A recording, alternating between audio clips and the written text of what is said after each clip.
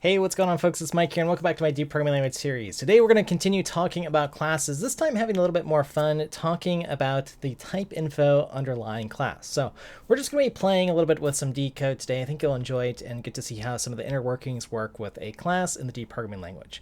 Or at the very least, we'll learn about some of the introspection capabilities that you can do here. So anyways, let's go ahead and dive into the documentation, the language reference, and we're going to go ahead and dive into classes here. And let's go ahead and take a look here. Now, we've got a few interesting things here that we can do with classes. So I'm going to go ahead and where I'm going to point us towards is things like the class properties and class info. Okay, so let me just kind of slowly scroll through this just so we can see some of the stuff that we've seen here. We've talked about a variety of these things here. Classes, we talked about the access control, we've talked about superclass related to inheritance, all the fields. I'll show you tupleof here, which is the first class property. And then I also want to talk about this class info here. Okay, so let's go ahead and start with tupleof here. And then basically what this is going to show is the symbol sequence of all the non-static fields in the class, excluding the initial hidden fields and the fields of the base class. So these could be, various hidden parameters here. We'll actually just see here if we define a type what shows up here. So let's just go ahead and play around a little bit with tupleof, and I'm going to go ahead and just give us a type here. And of course, we'll make it a class just so we can see what's going on here. Let's give ourselves field 1, field 2, spelled correctly. There we are.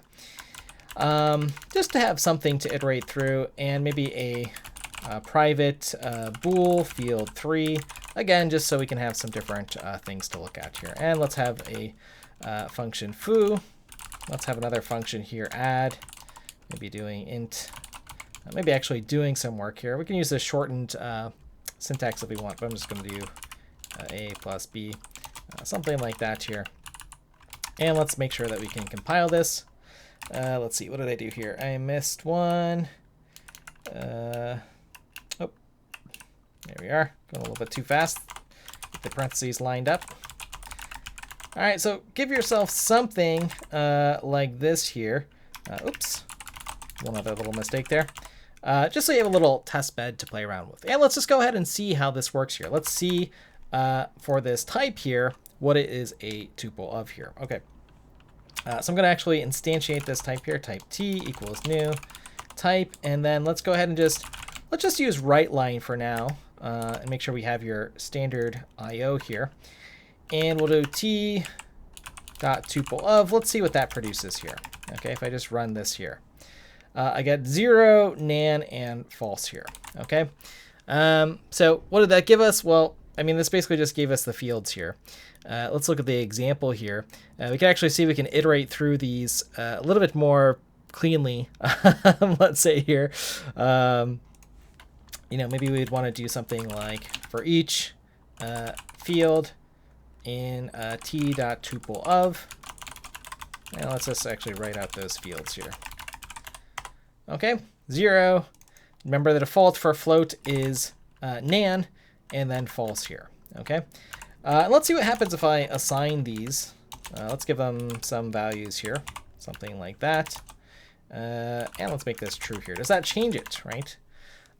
It does, right? We're able to iterate through all these fields, and we could do something interesting. So yeah, if we had some sort of object where we wanted to increment all the values, again, D makes it super easy to do this tuple of here. I really like this type of functionality here. What if I was doing this on the actual just type here? Okay, I mean, could I do something like this here? So not on an instance. So type. Something like that. Let's see here. Let's go ahead and let's run this. What do we get here? We got some error messages. Accessing non-static variable field 2, etc., etc. Right? This requires an instance of this type here. Okay. Now we have type traits for doing this, which I don't think I've shown too much of, but you can use things like all members. So then at compile time, you can actually do this. So let me just make a note here. Well, I'll just delete this here and say this is for runtime sort of introspection of fields.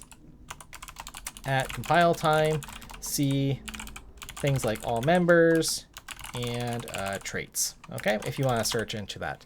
I will do a video of that at some point because it's super, super handy, especially if you're doing things like serialization and so on. I mean, this itself is useful for serialization, right? I can look through these fields here. But typically what we do is write or generate at compile time like a serialized function and use something like tupleof and so on. Okay, so anyways, just wanted to show this. This is kind of neat here. And you can see this example here for this particular class here, where you can do like some sort of copy here, right? Where you assign the fields of one class to another. Now, depending on what these fields are, remember equals could be doing a shallow copy. It could just be a pointer pointing to something. So again, be a little bit careful with this example. This works with primitive types here, no problem here. Okay, let's look at the other stuff here. I mean, there's this other, okay, accessing hidden fields here. Okay, so there's this property dot underscore underscore v pointer, which gives access to the class's vtable, but should not be used in code. All right, and then there's this also monitor field, which may or may not belong to classes. We'll see if that sticks around here. But anyways, for locking and concurrency, which we'll talk about at some point. Anyway, so we have a few of those things. Now I'm going to go ahead and show you if I scroll up. We'll get to the vtable because that's what we're going to play around with classinfo today. So let's go ahead and take a look at classinfo. And basically what I do with this type here, if I do write line t dot class info, let's see what happens to our program there. Well, it prints out this main dot type. Okay, it's giving us, you know, whatever the toString function is for this typeinfo class here. Okay, so classinfo provides information about the dynamic type of a class object. It returns a reference to a type object.typeinfo class. So let's go ahead and explore that here. That looks exciting. So every object, remember, has you know, this is the base class for everything, basically in D. So we have these functionality available, so to speak. And for classes, right, we'd be looking at object here to see what object has. It has things like compare, equals, toHash, and a toString function here. Okay, so by default, I get these things, right? So I can do write line t.toString. Okay. I didn't implement that, but again, by default, it just gives me the type name here, but I have that, right? Because it inherits from this class object, everything in D. Okay, so let's go ahead and look at the type info here, because when we have this class info, it returns us this thing here, type info underscore class. Okay, so let's go ahead and take a look at that. What's in here? Well, there's all sorts of interesting stuff in here. So typeinfo class is inherited from object.typeinfo. It get base, create, depth, find, interfaces, etc. here. Okay, so lots of interesting stuff here. And I mean, you can do things like searching, but let's just investigate a little bit here of these things. So let's do write line t.classinfo.name. Let's do next the vtable. So we'll do a few of these, vtable, and that returns us an array of pointers, the virtual function pointer table. Interesting. Interfaces,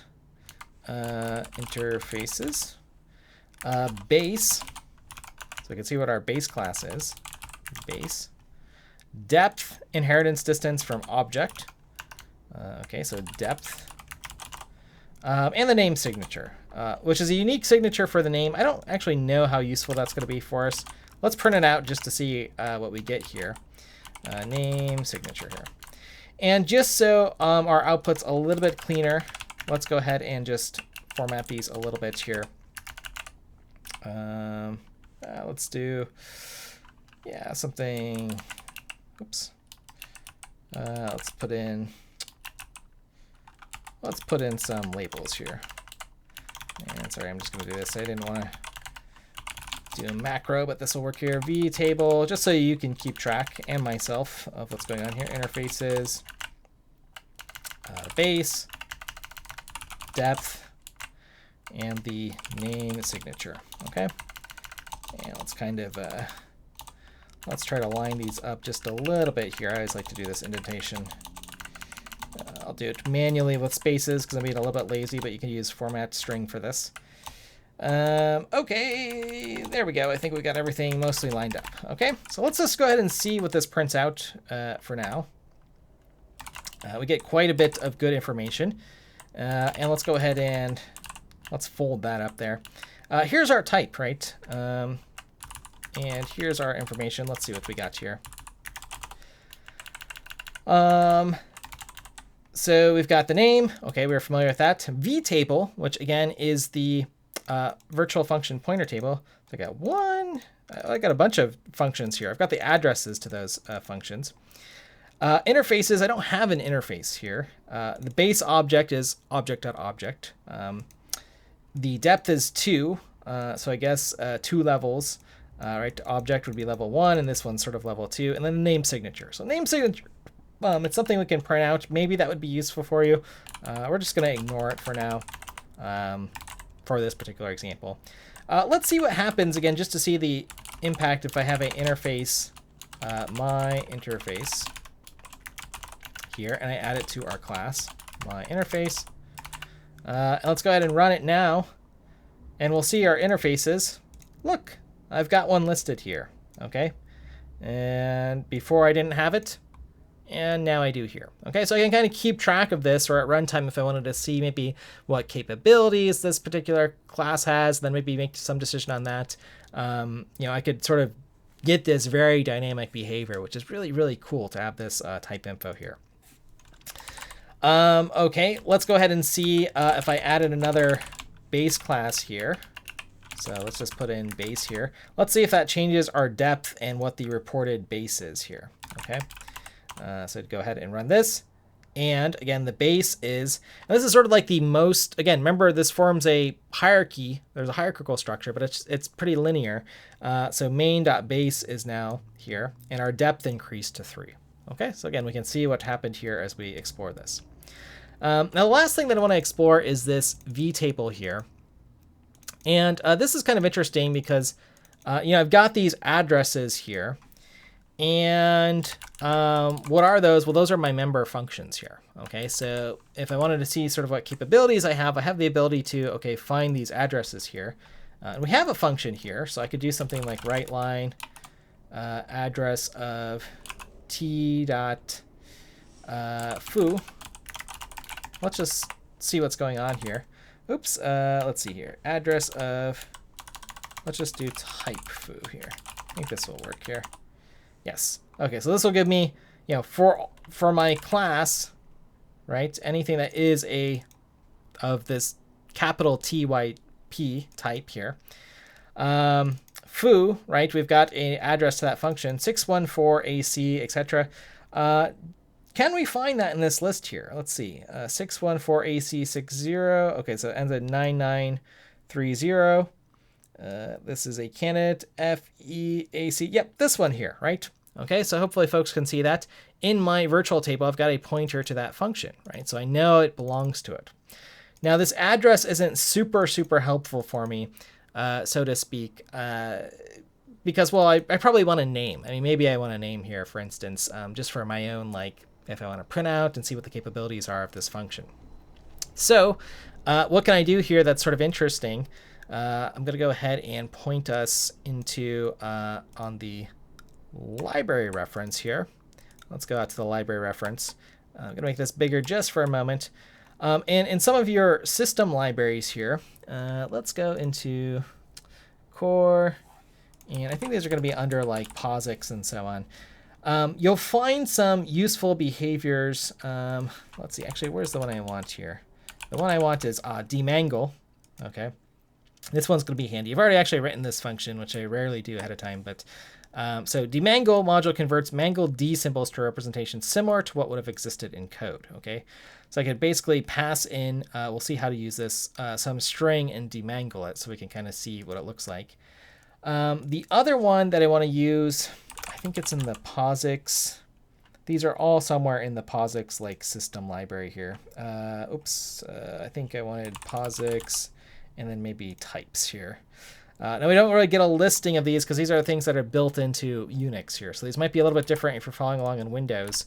But these are things like, for instance, let's go ahead and rearrange our window just a little bit here. If you've ever used like dlinfo, we're going to want to basically get information about some loaded object, DL address, And this looks helpful for us. Translate address to symbolic information. Okay, so I can pass it some address here, get this object back, and then I can sort of look at it and say, hey, what's the name of this thing here, right? This is the DL info struct. I'm covering it up, but you can look at the manual pages for it, but that's the basic interface. So I have this function here, importing these things to demangle, convert from a string and so on, and basically say, hey, run this. If it's not null and the name's not something that we can't figure out, return the demangled name to us. Okay. This isn't as important here, I guess, making it a mutable string, but otherwise returning a function. I mean, it's got to match the function here. Actually, I should check the interface on that. But anyways, this handy function here, which I could take a snapshot, something like this will work. Maybe there's something I can improve here, but the basic idea is then I could say, hey, instead of just giving me this address here, let's get the function name of this thing here. Let's go ahead and run this. And then voila, I can see the name here, okay? So where might this be useful? Well, if I want to look at my class here, so for, let's just write a regular for loop here, because I'm going to want a list of these addresses. I less than t.classinfo vtable length. And then I'll do something like this. Let's write a line out for, we'll get the function name of every function address in the vtable. Okay, and then we can actually see what's going on here. And again, let's actually format these just a little bit here. Something like this here. We'll do the trick. Now let's see what we get printed out here. Okay, so we can see all the things that go in the vtable here. What have we got? We got toString, toHash, op compare, op equals, foo, which we can see defined here, add, which is defined here. Let's go ahead and in our base class now, add something. Base class function. It's not going to do anything, but let's go ahead and run it. And now look, I can see, in our vtable, our virtual table, it's got an address to this function here. Okay, so we can do a little bit of introspection and then understand how these actual things work. And again, D is really great language because it makes these things very, very easy to get access to. So when you write your own libraries or are loading types from other users or libraries and stuff, you can kind of see what's going on, which is super, super cool. So anyways, I thought we'd have a little bit of fun here. We still got a little bit more to do with classes, but this is a little bit more of a deep dive. And seeing some of the functionality, learning about typeinfo and these types of things here.